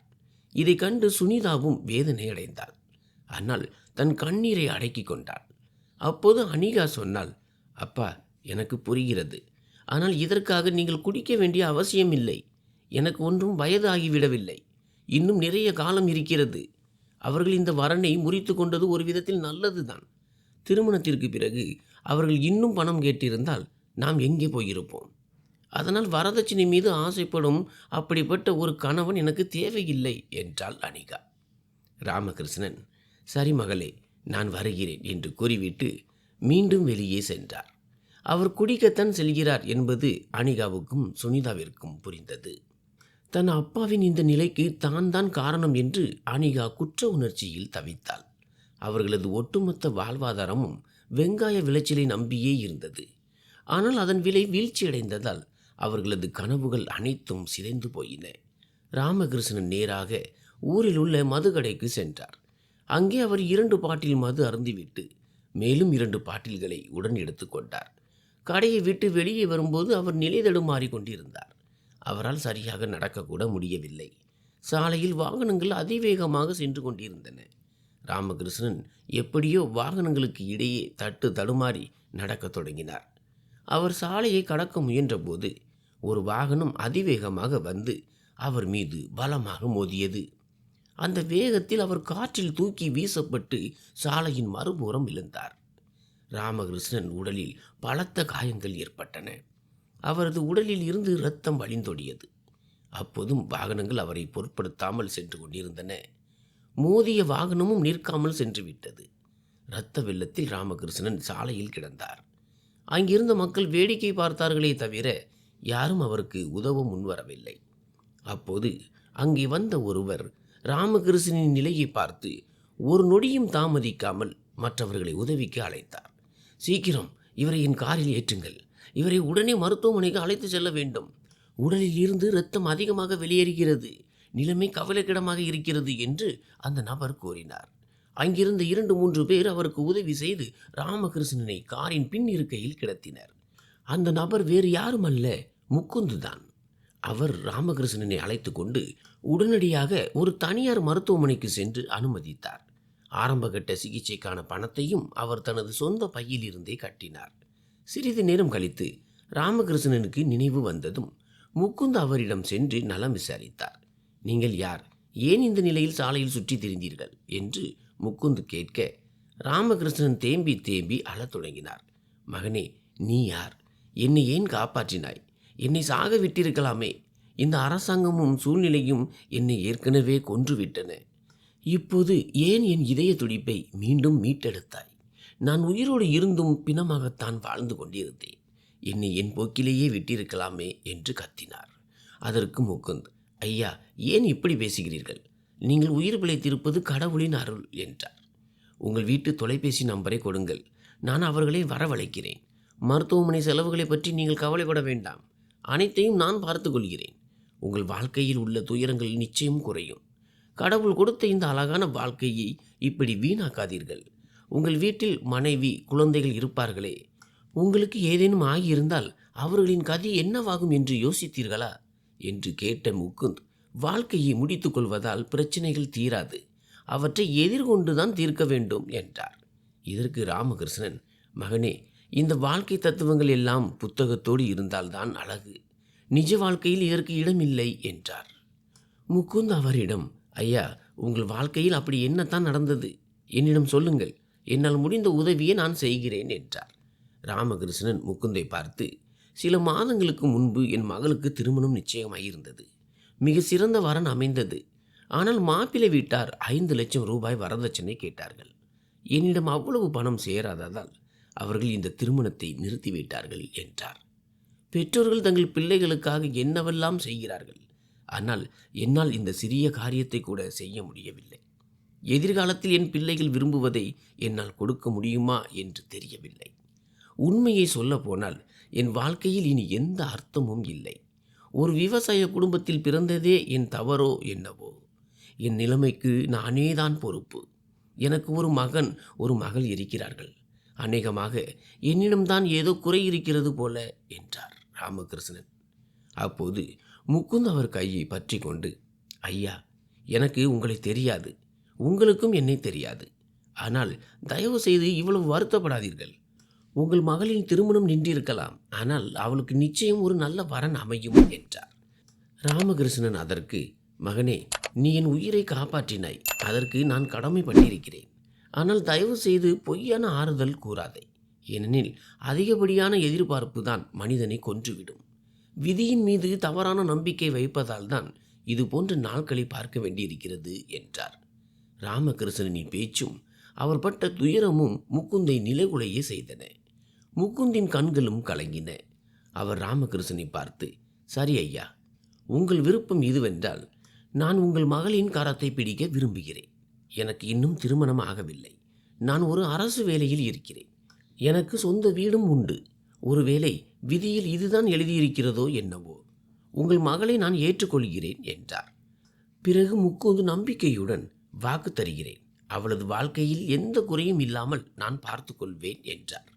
ராமகிருஷ்ணன் முகுந்தின் கண்களை பார்த்தபோது அதில் உண்மை தெரிந்தது. அந்த நொடி ராமகிருஷ்ணனின் மனம் முகுந்தை நம்ப தயாரானது. ஏனெனில் அந்த பெருங்கூட்டத்தில் யாருமே ராமகிருஷ்ணனை திரும்பி பார்க்கவில்லை. இரத்த வெள்ளத்தில் கிடந்த அவருக்கு உதவ யாருமே முன் வரவில்லை. ஆனால் முகுந்த் தான் அவரை மருத்துவமனையில் அனுமதித்து உயிரை காப்பாற்றினார். ராமகிருஷ்ணன் கண்களை ததும்ப முகுந்தை பார்த்து, மகனே, வாழ்க்கை என்னை வைத்து வேடிக்கை பார்த்து விட்டது.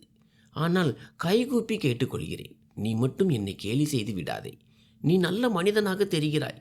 என் உயிரை காப்பாற்றினாய், அதுவே போதும். உன் நம்பரை கொடு. என்னிடம் பணம் வந்ததும் உனக்கு சேர வேண்டிய பணத்தை தந்து விடுகிறேன் என்றார். ராமகிருஷ்ணன் கைகூப்பி நின்றார். ஆனால் முகுந்த் அவர் கைகளை பிடித்து தடுத்து, ஐயா, நான் விளையாடவில்லை. சொன்ன ஒவ்வொன்றும் என் இதயத்திலிருந்து வந்தவை. உங்கள் மகளை நான் மனப்பூர்வமாக ஏற்றுக்கொள்கிறேன். எனக்கு அரசு வேலை இருக்கிறது. அவளுக்கு தேவையான அனைத்து வசதிகளையும் செய்து தருவேன். எந்த குறையும் வைக்க மாட்டேன். இது என் சத்தியம் என்றார். இதை சொல்லும்போது முகுந்தின் கண்களும் கலங்கின. அநேகமாக அவர் வாழ்விலும் ஏதோ ஒரு தீராத வழி இருந்திருக்கலாம்.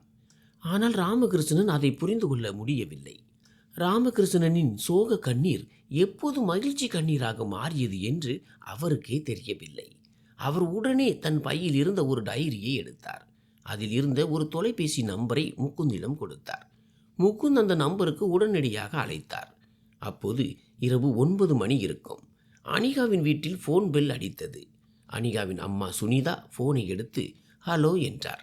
மறுபுறம் இருந்த முகுந்த் ராமகிருஷ்ணனை பார்த்து உங்கள் பெயர் என்ன என்று கேட்டார். அவர் ராமகிருஷ்ணன் என்று சொல்ல முகுந்த் ஃபோனில் இது ராமகிருஷ்ணன் ஐயாவின் வீடுதானே என்று கேட்டார்.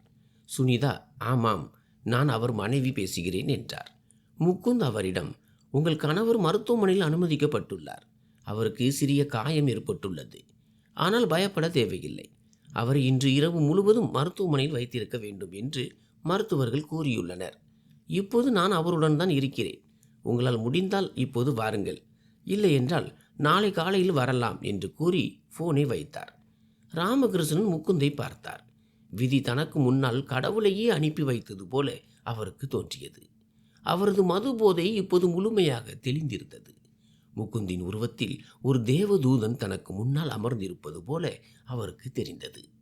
முகுந்த் தன் அத்தனை துயரங்களையும் ஒரு நொடியில் துடைத்து விட்டது போல ராமகிருஷ்ணன் உணர்ந்தார். மறுபுறம் அனிகாவின் தாய் சுனிதா மிகவும் பதற்றம் அடைந்தார். அவர் அனிகாவிடம் விஷயத்தை சொல்ல அனிகாவும் பயந்து போனாள். அம்மா, அப்பாவிற்கு என்ன ஆச்சோ என்று அவள் கலங்கினாள்.